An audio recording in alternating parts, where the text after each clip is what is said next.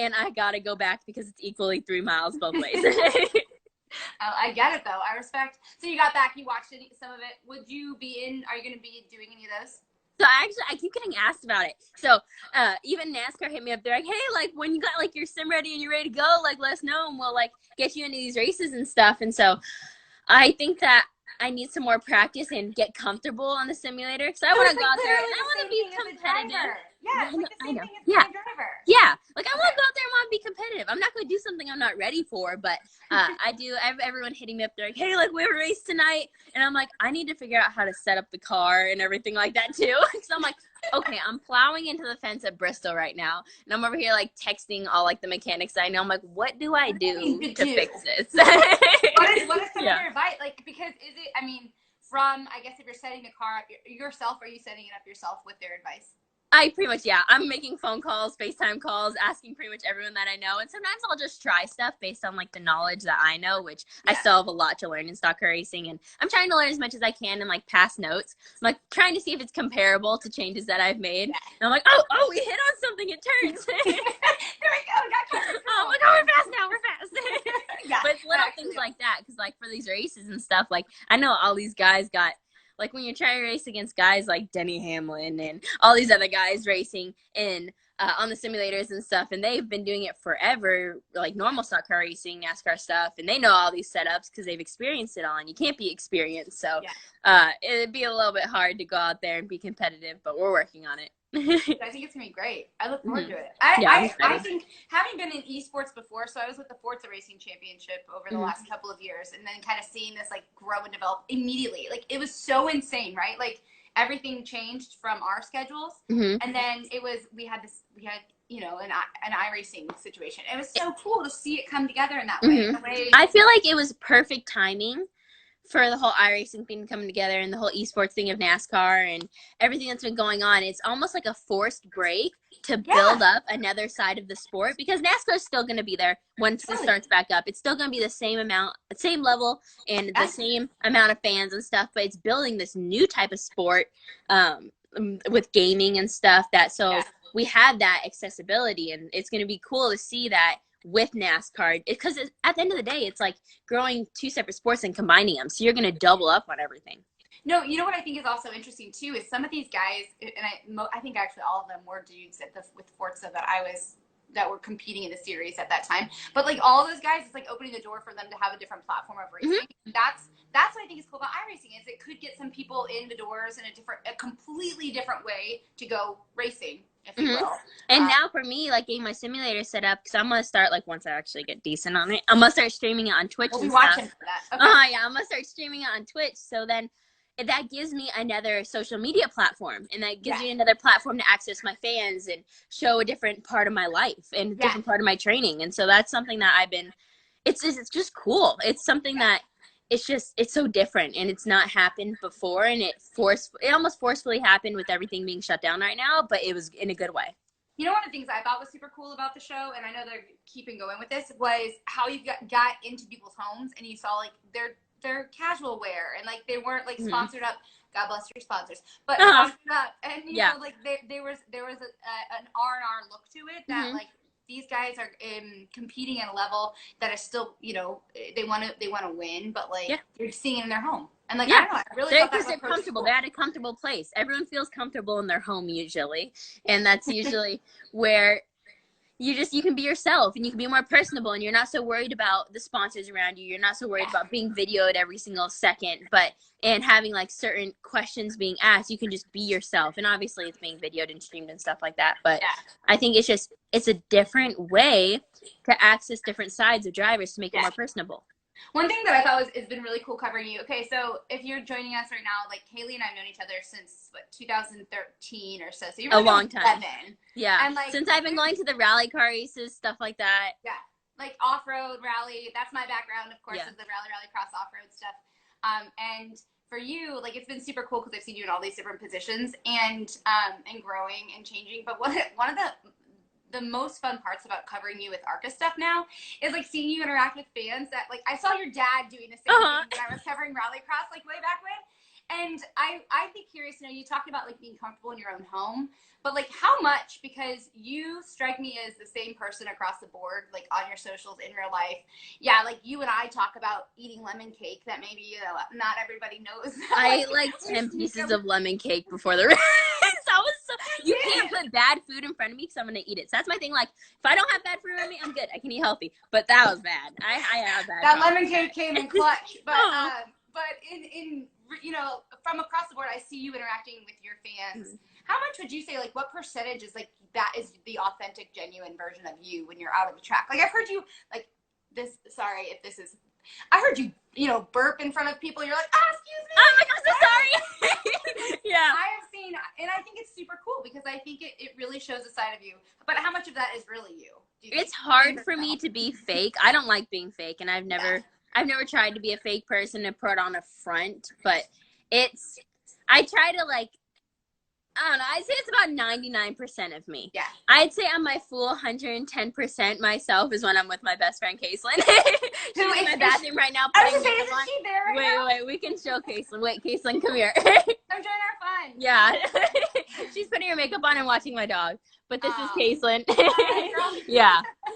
Yeah. And the dog, I think, too, a lot of people want to see the new pup. Mm-hmm. Do we have a quick view on? Hey, come here. Come here, buddy. He's eating a hair tie right now. Logically. Come on. Come here. How much fun has it been this last, oh my gosh, it's only been like a week and a half. Uh-huh. But how much fun has it been like this week and a half with the pup?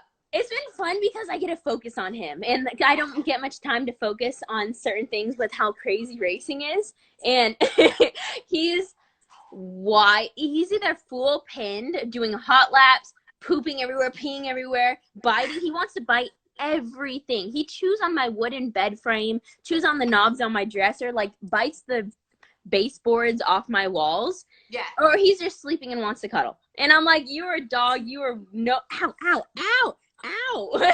And so he's been fun to deal with, but it's I don't know. I'd say when it comes to my fans though and all that stuff, I try to be as real and authentic as possible because I see so many drivers that put on like this kind of like little like shield of, like, when they're at the racetrack, and I don't like that. I'm gonna be myself, and I'm not gonna try to be someone that I'm not. And I could totally read that, and seeing you in different phases of your life too, I would say that's probably I would have said 99%. I don't even know you outside of much of that, but I would say that I think you really do a good job at finding that balance. Yeah, and so it's all about balance though. I feel like everything in life is a balance. It's a balance between your personal life, racing life, how much information you want to share with fans, and how much, it's just everything. It's crazy. Everything in life is a balance. It absolutely is. Is Trigger going to be a track dog? Are we going to get... He's going to be a big boy. His parents were big. And he's already, there was a few puppies to pick from when I was picking him out. And I picked the one with, like, the biggest, like, he had the biggest head. And so I was like, I want him to be, like, a big dog when he's older. And so I'll probably bring him to some of the closer races, depending. I have a feeling it's going to be hard to fly with him anywhere. So we will see. You guys have driven a few, weren't you guys driving? Oh, yeah, you were from the Carolinas down to Daytona. Yeah. You were driving, you guys, I guess West Coast stuff. Yeah. Which one? We have more West Coast races and stuff like that. That'd be cool to take him to. But when it comes to the East Coast races, he's gonna be a pain to take her out. I think it's fantastic. Has the whole fam enjoyed having the pup? Yeah. My brother, my mom told my little brother Hayden, like, oh, like, you can pick out the next dog or whatever, it'll be your choice. And then so my mom didn't know I was getting this dog. So So I've been texting the lady and going back and forth with her, like, hey, because she's close around here. And I was like, could I come by and, like, look at him? And then so I told my dad about it, and me and my dad were texting each other. Did this without even telling your mom? Hilarious. No, because I knew she would be like, she'd probably be like, we don't need a dog, like, da-da-da. But, like, I need the dog. But, like, you need the dog. Exactly. And so I told my dad, we were texting pictures back and forth and stuff. And officially one of the days, my dad was running a CVS. And it was when, like, everything, the quarantine deal, like, we were all getting quarantined and stuff in California. And I was like, okay, before it gets any worse, I was like, I'm going to hit this lady up, and we're going to go, like, get this dog. And so I'm texting my dad, and he's like, and I don't really usually run errands with my dad anymore because, like, we're both busy and we're both usually doing our own things. Your daddy-daughter dates are very different. Yeah. Exactly. And so all of a sudden I'm like, I'm ready to go. Like I have my backpack. And mom's like, where are you going? And I was like, I'm going to CVS with dad.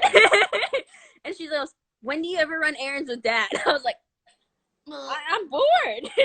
And so an hour and a half later, okay, keep in mind, it's an hour and a half later. That's a long me, CVS where run. are you? And I was like, that is a long run at CVS. oh, yeah.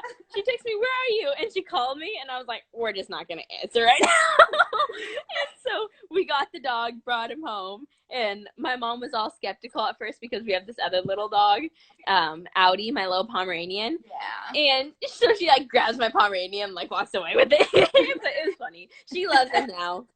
Now after see, that's something I don't think we had like Bill and Emily. So my mom and dad have dogs, people named dogs. Like, yeah. How did Trigger come about? Because our dogs' names are Bill and Emily. We prefer having them be people names. Yeah. Is from the angle of Trigger, how'd that come about? So we always, for some reason, when it comes to bigger dogs, we always have like intense, mean dog names. Like my dog's name was Tank.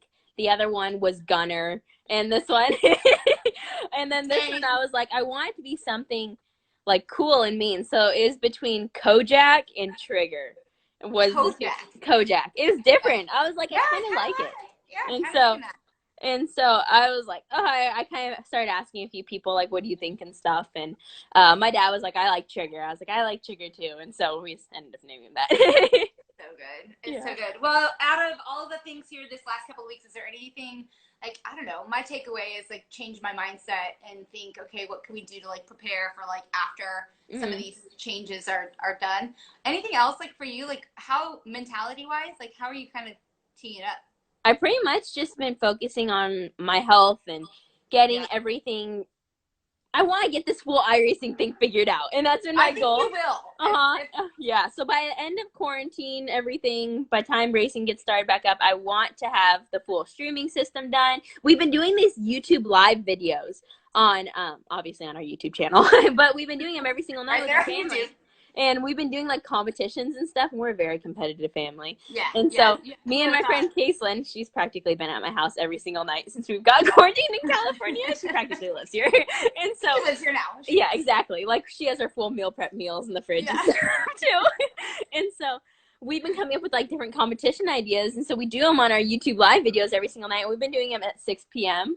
and it's fun because like people. And we've been donating, so we're going to be donating, like, I think it's a big portion of the money. I don't know how much my dad figured out, but we're going to be donating it to everyone kind of affected by this and everything that's been going on, like, whether it's a charity that is helping through, like, the COVID-19 thing, or families that are being affected by it that, like, are out of work and stuff. So we're going to be donating to that. And so we've been doing competitions, and then my dad will match the donations. And so, like, my little brother is, like, trying to rack up some money over here.